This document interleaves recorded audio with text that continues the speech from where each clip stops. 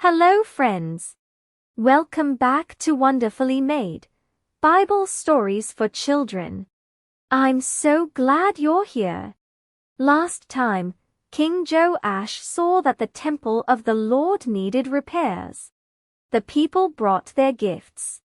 Skilled workers got to work. And the temple was restored. Joash had done what was right while Jehoiada the priest guided him. But years passed. Jehoiada grew old. And after he was gone, Joash would have to decide whose voice he would follow. We'll find out today what his choice was. Are you ready? Let's jump in.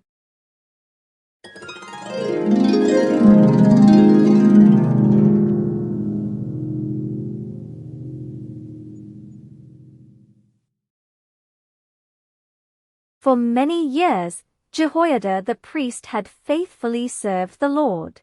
He had helped rescue Joash when he was only a baby. He had protected him while he was hidden in the temple. He had helped make Joash king. And for many years, he had guided him. Jehoiada lived to be 130 years old. Then he died. Because of all the good he had done for God and his temple, Jehoiada was buried with the kings in the city of David. Joash had lost the man who had guided him for almost his entire life.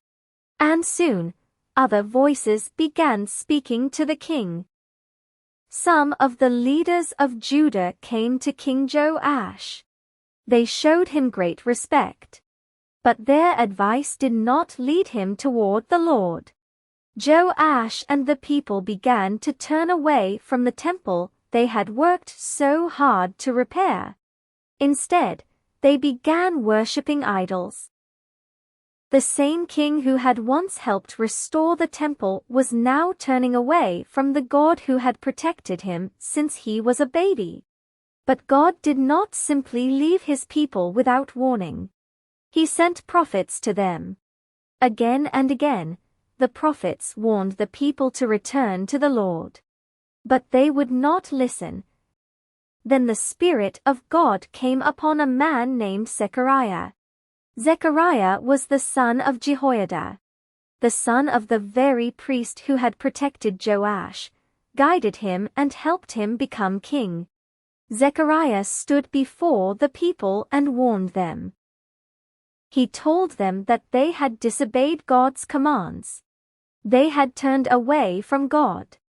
And if they continued to abandon him, they could not expect his blessing. It was a difficult message. Joash now had a choice. Would he listen to God's warning? Would he remember everything Jehoiada had taught him? Would he turn back to the Lord? Sadly, he did not. Instead of listening to Zechariah, Joash joined with others in making a terrible decision. Zechariah was put to death. Joash had forgotten the kindness Zechariah's father, Jehoiada, had shown him. The man who had once protected Joash's life had died. And now Joash had allowed that man's son to lose his life for faithfully speaking God's word. Before Zechariah died, he called upon the Lord to see what had happened and hold them accountable. Joash had come a very long way from the little boy who had been protected in God's temple. Not long afterward, an army from Aram came against Judah. Although the Aramean army was not large, they defeated a much larger army of Judah. The Bible tells us why. The people of Judah had abandoned the Lord. Joash was badly wounded. Eventually, his own servants turned against him because of what had happened to Zechariah. Joash's life came to an end. He had been given so much. God had protected him as a baby. Jehoiada had cared for him. He had become king. He had repaired the temple. But Joash did not continue faithfully following the Lord.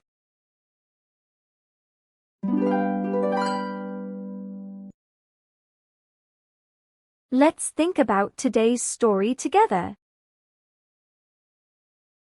What changed after Jehoiada died? How did God warn Joash and the people when they began turning away? What does Joash's story teach us about following God for ourselves? How can we keep listening to God's word when other people encourage us to do what is wrong? Joash followed the Lord while Jehoiada was there to guide him. But when different people began influencing him, Joash followed them instead. Parents, teachers, pastors, and other faithful people can help us learn about God. That's a wonderful gift. But no one else can trust God for us. We need to know His Word. We need to listen when He corrects us. And we need to follow Him even when the people around us choose differently. Following God isn't something we should do only because someone else is watching. We follow Him because He is our God, and His ways are good. Thanks for joining me today. Next time on Wonderfully Made, we'll return to the kingdom of Israel. An old prophet will become very sick. A king will come to visit him. Some arrows will be fired. And Elisha will give one final message. Until then, remember, you are wonderfully made. Bye for now.